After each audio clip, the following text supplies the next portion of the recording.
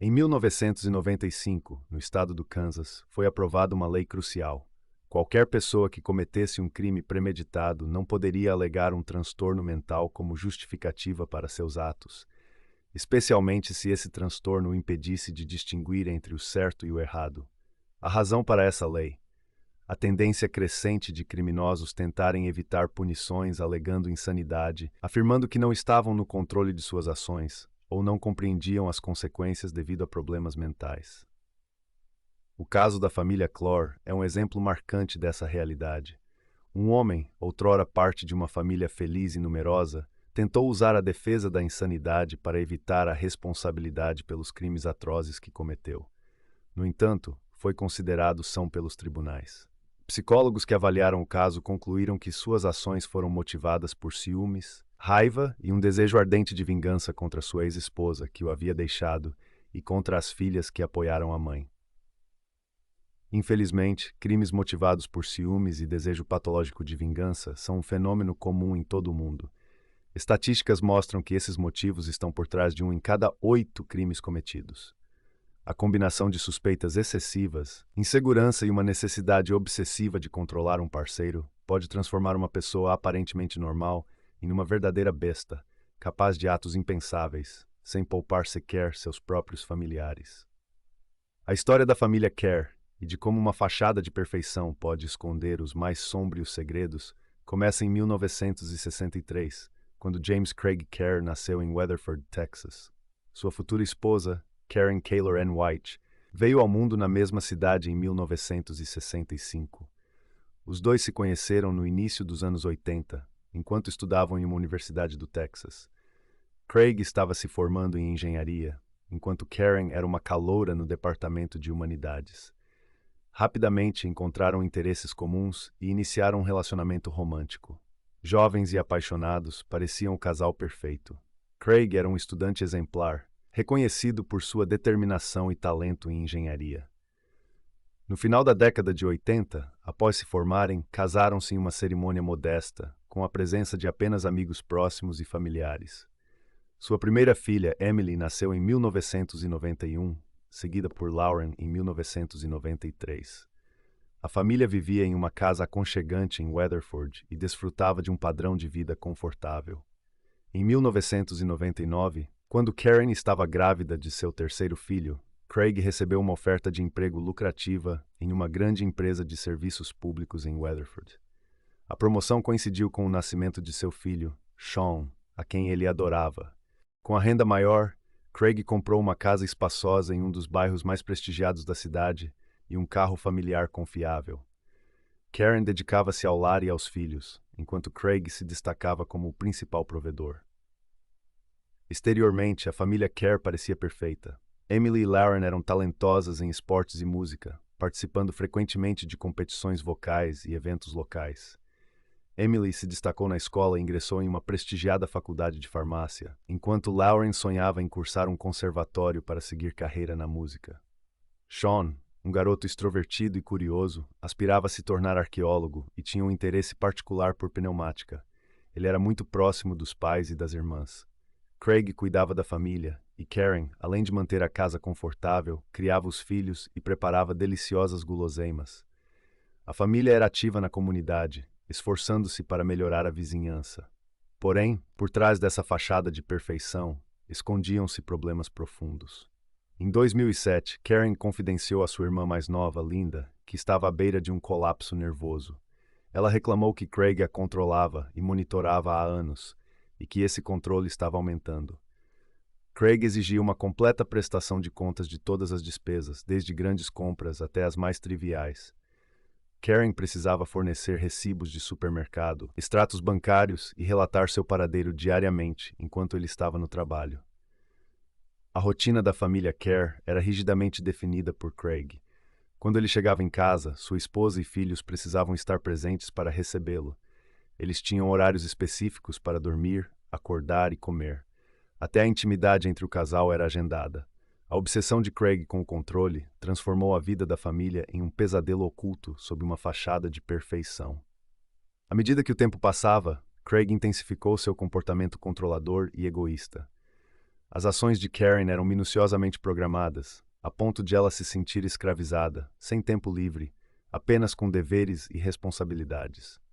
Karen tentava cumprir todas as exigências do marido na esperança de que ele afrouxasse o controle e eles pudessem retornar à vida que tinham antes. No entanto, Craig parecia gostar de seu poder e não estava disposto a mudar. Linda, a irmã de Karen, ficou profundamente perturbada com as revelações. Como todos os outros, ela sempre viu Craig como um marido e pai perfeito, um verdadeiro homem de família. Descobrir que ele era, na verdade, um tirano doméstico foi um choque. Mas Karen não queria destruir sua família. Além disso, ela e os filhos eram financeiramente dependentes de Craig, o que a levou a procurar um emprego que lhe proporcionasse uma renda estável. Apesar de sua idade e de ter 3 filhos, Karen estava em ótima forma física. Ela sempre seguiu os princípios de uma boa nutrição, aderindo a dietas periodicamente, cuidando de si mesma e correndo todos os dias. Secretamente, ela se matriculou em uma academia local, onde começou a se exercitar por várias horas diárias. Era sua maneira de desabafar, se distrair e organizar seus pensamentos. Karen frequentava a academia enquanto Craig estava no trabalho, sem que ele percebesse. Logo, a administração do clube esportivo notou a mulher atraente e diligente. Karen foi convidada a tentar ser instrutora de fitness, com um período probatório e a possibilidade de um contrato de trabalho oficial. A antiga dona de casa não poderia ter sonhado com tal oportunidade, pois agora poderia continuar fazendo o que amava e até receber uma remuneração decente. Eventualmente, Craig descobriu que sua esposa estava frequentando a academia. Karen esperava um escândalo e que seu marido a proibisse de ir, mas surpreendentemente, ele reagiu com calma. Ele até pareceu satisfeito que sua esposa tivesse encontrado algo para fazer e agora estava ganhando seu próprio dinheiro. As únicas condições impostas por Craig eram que Karen estivesse em casa quando ele chegasse, cozinhasse as refeições e não interrompesse a vida íntima planejada. Karen considerou essas condições aceitáveis, pois agora ela tinha a liberdade de ação e a capacidade de prover suas próprias necessidades, sem ter que justificar cada centavo gasto ao marido. No universo do verdadeiro crime, onde as máscaras caem e os segredos são revelados, surge a história de Karen Kerr e um inesperado triângulo amoroso. Tudo começou no clube de fitness, onde um novo instrutor chamado Sonny Rice rapidamente se tornou um amigo próximo de Karen. Após anos dedicada apenas à família, Karen encontrou em Sonny um confidente, alguém com quem ela podia socializar fora das limitações domésticas. As duas passaram a se encontrar diariamente no trabalho, desfrutando de caminhadas, cafés e conversas profundas. Com o tempo, a amizade se transformou em algo mais intenso. Karen e Sonny decidiram manter seus sentimentos e relacionamento em segredo, mas Karen sabia que eventualmente teria que revelar a verdade ao marido. Foram meses de preparação, tentando encontrar as palavras certas e antecipando as possíveis consequências. Quando finalmente se abriu para Craig, ele reagiu com uma calma surpreendente. No entanto, no dia seguinte, Craig fez uma proposta inesperada. Ele aceitaria o relacionamento de Karen com Sonny, contanto que pudesse se juntar a elas. Karen ficou chocada e sem saber como reagir, mas Craig tomou a iniciativa e começou a cortejar Sonny, enviando-lhe flores e pequenos presentes. Para ele, parecia uma oportunidade de revitalizar sua vida íntima com Karen, adicionando novas sensações e paixão. Inicialmente, Karen e Sonny concordaram com a proposta, mas logo perceberam que para Craig tudo não passava de um jogo de dominação. O triângulo amoroso não durou muito e Craig foi obrigado a perceber que não era bem-vindo no relacionamento das duas. Sentindo-se insultado, Craig exigiu que Karen terminasse o caso imediatamente.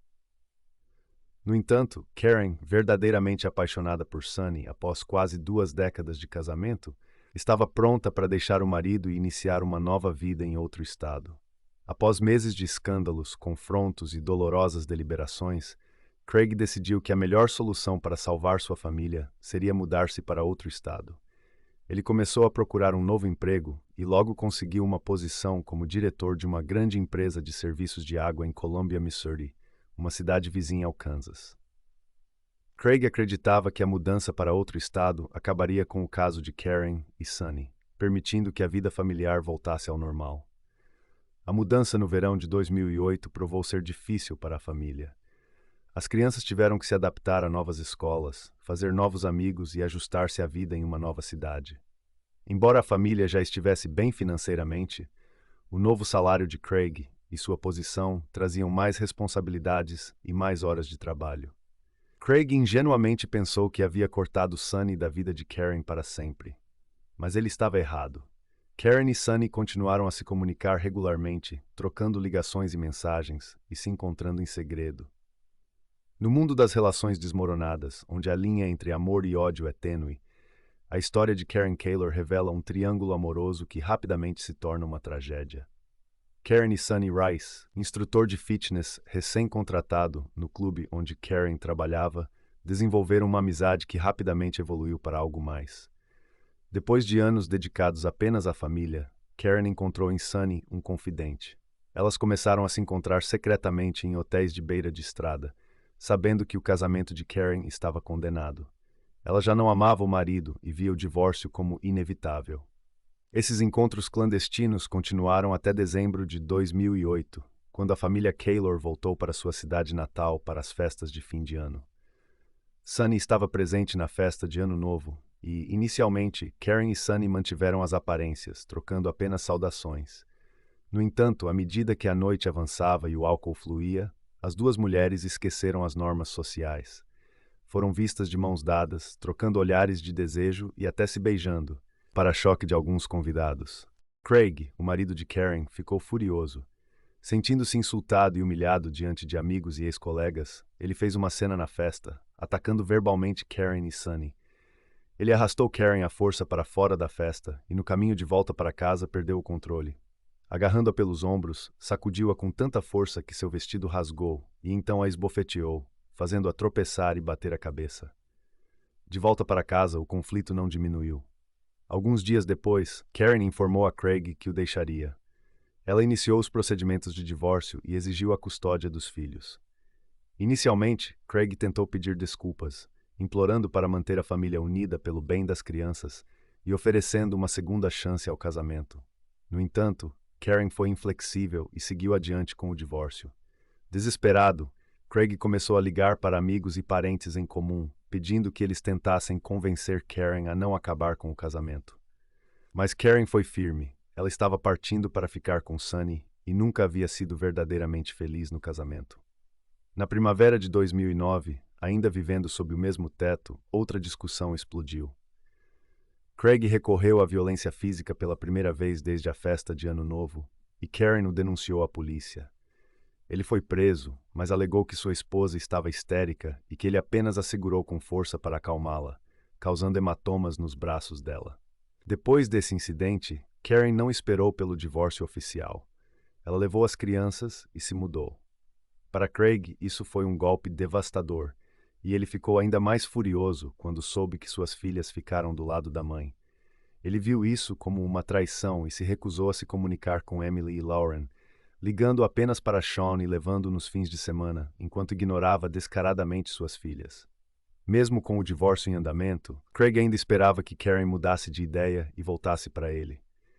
Seu ciúme o levou a tentar controlar e seguir Karen por todos os lugares.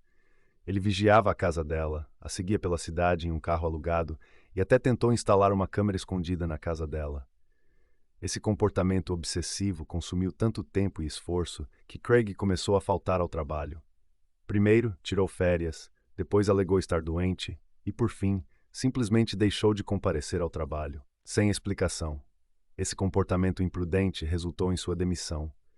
Sem emprego e sem renda, Craig foi forçado a voltar para a casa dos pais. Com todo o tempo livre, ele pôde perseguir sua ex-esposa dia e noite, levando Karen a levá-la ao tribunal para obter uma ordem de restrição. Assim, o que começou como um triângulo amoroso evoluiu para uma história de obsessão, controle e medo. Uma relação que, de tão tóxica, não poderia ter outro desfecho. Em novembro de 2009, pouco antes do Dia de Ação de Graças, Karen levou seus filhos para visitar sua avó de 89 anos, Dorothy White, na pequena cidade de Berlin, Kansas, para passar as férias. Na noite de 29 de novembro, o Departamento de Polícia de Berlim recebeu uma chamada alarmante sobre uma van suspeita e sons de tiros. Vizinhos de Dorothy relataram ter visto um pequeno caminhão estacionar na casa da idosa. Um homem saiu do veículo e entrou na casa. Logo depois, ouviram gritos e disparos. O homem então saiu rapidamente, voltou para o caminhão e foi embora. Os vizinhos, temendo que ele estivesse armado, não tentaram detê-lo. Quando a polícia chegou ao local, foram recebidos por um garoto de 10 anos, aterrorizado e pedindo ajuda. Era Sean Kaylor, que não conseguia explicar o que havia acontecido, mas deixou claro que uma cena horrível aguardava os policiais. Dentro da casa, próximo à porta da frente, encontraram Dorothy, de 89 anos, deitada em uma poça de sangue, surpreendentemente ainda viva, apesar de 2 ferimentos de bala. Na cozinha, encontraram o corpo sem vida de Karen, de 44 anos, baleada no peito e na cabeça, sem chance de sobrevivência. A tragédia continuava. O corpo da filha mais velha de Karen, Emily, de 18 anos, estava deitado entre a parede e um sofá. Ela aparentemente tentou se esconder do pai enfurecido, mas foi alcançada e morta com 2 tiros a queima-roupa. A irmã mais nova, Lauren, foi encontrada em uma poça de sangue em um quarto no 2º andar, ainda viva, implorando para que salvassem sua vida. Ela repetia que foi o pai quem fez aquilo.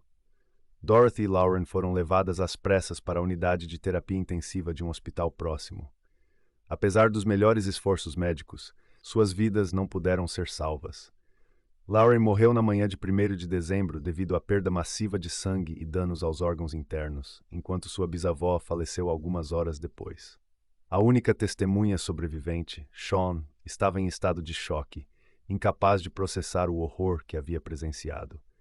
A tragédia que se desenrolou naquela noite deixou uma marca indelével, um lembrete sômbrio do que o desespero e a violência podem causar. Em estado de choque, ele contou à polícia que sua mãe estava na cozinha preparando o jantar quando seu pai, Craig Kaylor, entrou pela porta dos fundos com uma espingarda. Sem dizer uma palavra, Craig atirou em Karen. Sean correu, tentando alertar sua avó e irmãs, mas ouviu mais tiros e se escondeu em um pequeno prédio externo, aguardando aterrorizado. A polícia colocou Craig na lista de procurados, alertando que ele estava armado e era extremamente perigoso. Relatos de um caminhão em alta velocidade ajudaram a determinar a direção de sua fuga. Craig abandonou o veículo em uma área arborizada e começou a caminhar por uma estrada deserta. Foi rapidamente localizado pela polícia na manhã seguinte, com o rifle e a munição deixados no banco de trás do caminhão. Craig não resistiu à prisão. Parecia confuso, admitindo estar armado, mas negando qualquer intenção de usar as armas. Confessou ter cometido algo terrível e, inicialmente, admitiu toda a culpa. O julgamento de Craig Kaylor começou em dezembro de 2010. Seu advogado tentou construir uma defesa baseada em insanidade, alegando que Craig estava em um estado psicoemocional fragilizado. Mas a acusação argumentou que suas ações foram friamente calculadas. Craig comprou as armas com antecedência, dirigiu até a casa de Dorothy, sabendo que toda a família estaria lá, e atirou em cada vítima 2 vezes, sem deixar chance de sobrevivência, exceto para Sean. Em agosto de 2011, Craig foi considerado culpado e condenado à morte. Sean, então com 12 anos, testemunhou no tribunal, expressando que não desejava a morte de seu pai, mas o veredicto permaneceu inalterado. Craig continua preso, lutando para ter seu caso revisado e a sentença anulada. Após a tragédia, Sean foi acolhido por sua avó materna. Agora adulto, concluiu os estudos e decidiu permanecer e trabalhar em seu estado natal, tentando reconstruir sua vida após a perda devastadora de sua mãe e irmãs. Apesar da sentença de morte e da luta incessante de Craig para reverter seu veredicto, a justiça foi implacável. Os anos se passaram e Sean, agora um homem, ainda carrega as cicatrizes daquela noite trágica. Ele decidiu transformar sua dor em algo construtivo, dedicando sua vida a ajudar vítimas de violência doméstica e promovendo a conscientização sobre os sinais de alerta. Com o tempo, Sean fundou uma organização sem fins lucrativos em memória de sua mãe e irmãs, chamada Vozes de Esperança. A organização oferece apoio psicológico, abrigo e recursos legais para famílias afetadas pela violência. Ele também tornou-se um palestrante ativo, viajando pelo país para compartilhar sua história e inspirar mudanças. Em suas palestras, Sean sempre relembra o legado de sua mãe, Karen, e das irmãs, Emily e Lauren. Ele fala com emoção sobre a importância de agir antes que a violência escalasse. Seu trabalho tem sido reconhecido nacionalmente, e ele foi homenageado com vários prêmios por sua dedicação e coragem. Craig Caylor, enquanto isso, continua a cumprir sua sentença em uma penitenciária de segurança máxima. Ele raramente recebe visitas e sua saúde mental e física tem deteriorado ao longo dos anos. O arrependimento e a culpa são seus companheiros constantes, mas as tentativas de recurso foram todas negadas e ele permanece atrás das grades, refletindo sobre suas ações. Sean, por outro lado, encontrou uma forma de seguir em frente.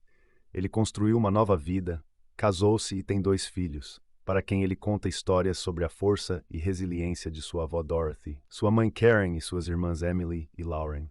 Através de seu trabalho e dedicação à causa, ele transformou uma tragédia inimaginável em uma missão de vida, garantindo que as memórias de seus entes queridos continuem a inspirar e salvar vidas. O caso da família Caylor serve como um lembrete sombrio do impacto devastador da violência doméstica, mas também é uma poderosa história de superação e transformação. Sean Caylor, com sua força e determinação, prova que mesmo nas circunstâncias mais sombrias, é possível encontrar um caminho para a luz e a esperança.